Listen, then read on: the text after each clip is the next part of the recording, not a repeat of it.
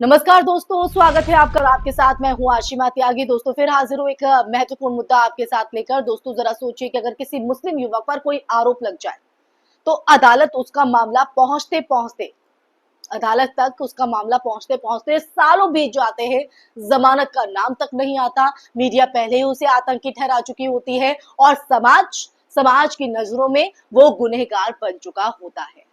चाहे अदालत में कुछ साबित हुआ हो, कोई सबूत पेश हुए हो या नहीं, मगर वही अदालतें, वही कानून जब किसी हिंदू आरोपी के मामले में आती है तो जमानत ऐसे मिलती है जैसे किसी को जन्मसिद्ध अधिकार। यही विरोधाभास आज देश के न्याय और समाज दोनों के सामने सबसे बड़ा सवाल बन चुका है। तो इसलिए पर चर्चा करना जरूरी हो जाता है। संभल हिंसा मामले में दरअसल सुप्रीम कोर्ट ने अब जाकर मुस्लिम आरोपियों को जमानत दे दी है। 5 साल से ज्यादा वक्त जेल में बिताने के बाद अब उन्हें अस्थायी राहत मिली है। 5 साल एक लंबा पीरियड होता है। मामला दंगों और हिंसा से जुड़ा था, लेकिन यहां मुद्दा सिर्फ हिंसा नहीं बल्कि न्याय में असमानता का है। अदालत ने माना है कि इतनी लंबी अवधि तक मुकदमे की सुनवाई लंबित रहना और सबूतों का ठोस रूप से पेश ना होना न्याय प्रक्रिया की गंभीर त्रुटि है। मगर सवाल यह है कि इतनी देर क्यों लगी? क्यों जब आरोपी का नाम मुस्लिम होता है तो सुरक्षा, राष्ट्र विरोध और आतंकवाद जैसे शब्द अचानक चारों तरफ गूंजने लगते हैं? ऐसा ही होता है ना दोस्तों। और ऐसा क्यों होता है? थोड़ा हम पीछे मुड़कर देखें तो यही जो पैटर्न है वो बार बार दोहराया गया। दिल्ली दंगों से लेकर उत्तर प्रदेश और गुजरात तक हर जगह मुस्लिम आरोपियों को सालों तक जेल में सड़ना पड़ा, जबकि हिंदू अभियुक्त, चाहे उन पर हत्या, बलात्कार या सांप्रदायिक हिंसा जैसे गंभीर आरोप हो, उन्हें कुछ ही महीनों में जमानत या रिहाई मिल जाती है। गुजरात दंगों के मामलों में सजा पाए तमाम हिंदू आरोपी आज जमानत पर बाहर है, जबकि उसी दंगे में फंसे कई मुस्लिम अभियुक्त अब भी जेल की दीवारों के पीछे हैं। आप समझ रहे हैं? अब जरा याद कीजिए, बिल्किस बानो मामले में रेप और हत्या के दोषी जब जेल से बाहर आए तो उनके स्वागत में मिठाइयां बांटी गई, खुशियां जाहिर की गई, मालाएं पहनाई गई और नेताओं ने संस्कार और क्षमा के नाम पर पूरा माहौल बदल दिया। वहीं दूसरी तरफ किसी मुस्लिम नाम के साथ जुड़ा हुआ केस समाज और मीडिया दोनों में आतंकवाद का तमगा लेकर आता है। ये दोहरा मापदंड नहीं है तो क्या है? फिर चाहे वो उमर खालिद हो, शर्जिल इमाम या फिर संभल हिंसा के आरोपी, इन सभी को सालों तक न्याय का इंतजार करना पड़ा और उस इंतजार के दौरान उन्हें ना तो सबूत से दोषी ठहराया गया और ना ही अदालत ने दोष मुक्त कहा। बस प्रक्रिया ही सजा बन गई। तो दोस्तों यहाँ सवाल अदालतों के रवैये से ज्यादा उस माहौल का है जिसने अदालतों को भी दबाव में ला दिया, उसे भी नहीं बख्शा। आज मीडिया से लेकर राजनीति तक हर जगह आप देखिए, मुसलमान शब्द के साथ एक भय, एक शक और एक आरोप स्वतः जुड़ जाता है, खुद पर खुद जुड़ जाता है, जिसे हम शक से देखते हैं।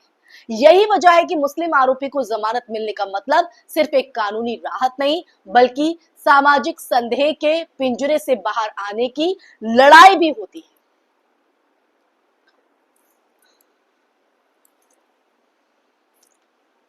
लेकिन क्या न्याय व्यवस्था इस भेदभाव को नहीं देख रही? क्या अदालतें इस बात से अनजान है कि न्याय में विलंब अपने आप में अन्याय होता है? सुप्रीम कोर्ट ने हाल ही में दिल्ली दंगा केस में भी दिल्ली पुलिस को फटकार लगाई थी कि 5 साल बीत जाने के बावजूद भी आप अभी और समय क्यों मांग रहे हैं? दोस्तों ये जो टिप्पणी है दरअसल पूरी व्यवस्था पर सवाल है कि अगर जांच एजेंसियां निष्पक्ष नहीं होंगी तो अदालतों के आदेश भी देरी से ही सही मगर अन्याय को उजागर करेंगे। इस पूरे परिदृश्य में एक और डरावनी प्रवृत्ति उभर कर रही है।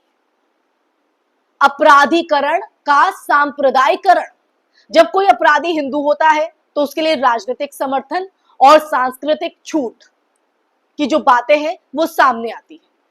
लेकिन जब आरोपी मुसलमान होता है तो पूरा राष्ट्रवाद उसके खिलाफ लामबंद हो जाता है। ये दोहरा मापदंड न सिर्फ न्यायिक विश्वसनीयता को कमजोर करता है, बल्कि अगर देखा जाए तो समाज के भीतर एक खतरनाक असंतुलन भी पैदा करता है। बिल्कुल, जहां न्याय नहीं, पहचान मायने रखती है। जरूरत इस बात की है कि देश ये समझे कि न्याय का मतलब बहुसंख्यक भावनाओं को शांत करना नहीं होता। न्याय तब होता है जब हर आरोपी, चाहे उसका धर्म, नाम या पहचान कुछ भी कानून के सामने बराबर हो। सुप्रीम कोर्ट का यह फैसला भले देर से आया हो, मगर अगर देखा जाए तो एक प्रतीक है कि न्यायिक विवेक अब भी पूरी तरह मरा नहीं है। लेकिन जब तक हर आरोपी को बिना भेदभाव के वही अधिकार नहीं मिलेगा जो संविधान ने वादा किया है, तब तक ये राहत अधूरी ही रहेगी, एकदम अधूरी। इस पर प्रश्न चिन्ह रहेगा ही।